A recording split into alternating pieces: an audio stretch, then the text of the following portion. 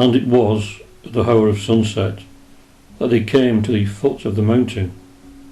There was in that place no sign of life, neither token of water, nor trace of plant, nor shadow of flying bird, nothing but desolation rising to desolation, and the summit was lost in heaven. Then the Bodhisattva said to his young companion, "What you have asked to see will be shown to you, but the place of the vision is far, and the way is rude. Follow after me, and do not fear.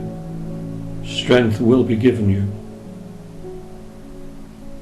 Twilight gloomed about them as they climbed.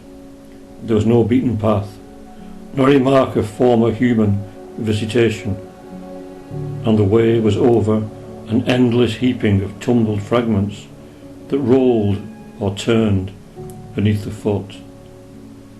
Sometimes a mass dislodged would clatter down with hollow echoings. Sometimes the substance trodden would burst like an empty shell. Stars pointed and thrilled, and the darkness deepened. "Do not fear, my son," said the Bodhisattva, guiding. "Danger there is none, though the way be grim." Under the stars they climbed, fast, fast, mounting by help of power superhuman. High tones of mist they passed, and they saw below them, ever widening as they climbed, a soundless flood of cloud, like the tide of a milky sea. Hour after hour they climbed, and forms invisible yielded to their tread with dull, soft crashings, and faint, cold fires lighted and died at every breaking. And once the pilgrim youth laid hand on a something smooth that was not stone, and lifting it, dimly saw the cheatless gibe of death. "Linger not thus, my son," urged the voice of the teacher. "The summit that we must gain is very far away." On through the dark they climbed, and felt continually beneath them the soft, strange breakings, and saw the icy fires warm and die, till the rim of the night turned grey, and the stars began to fail, and the east began to bloom. Yet still they climbed, fast, fast, mounting by help of power superhuman. About them now was frigidness of death, and silence tremendous. A gold flame kindled in the east. Then first to the pilgrim's gaze the steeps revealed their nakedness, and a trembling seized him, and a ghastly fear.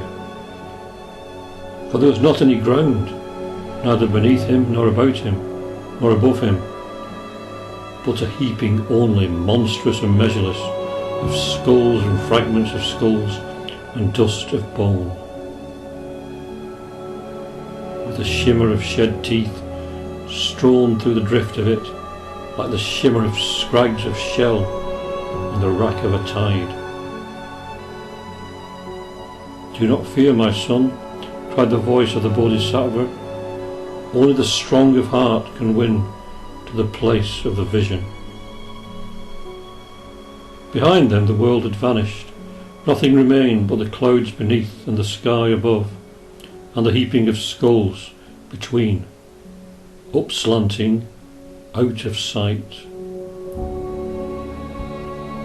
Then the sun climbed with the climbers, and there was no warmth in the light of him, but coldness sharp as a sword, and the horror of stupendous height, and the nightmare of stupendous depth, and the terror of silence ever grew and grew, and weighed upon the pilgrim, and held his feet, so that suddenly all power departed from him, and he moaned like a sleeper in dreams.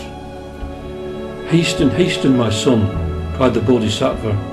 The day is brief, and the summit is very, very far away. But the pilgrim shrieked, I fear unspeakably, and the power has departed from me. The power will return, my son, made answer the Bodhisattva.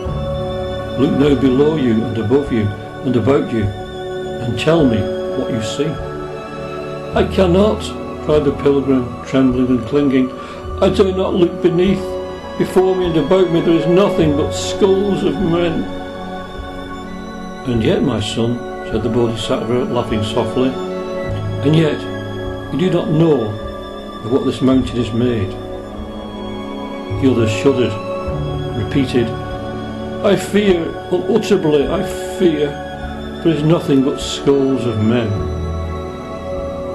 A mountain of skulls it is, responded the Bodhisattva, but know, my son, that all of them are your own.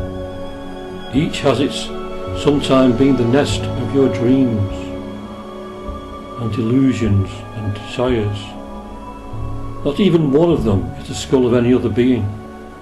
All without exception, have been yours in the billions of your former lives.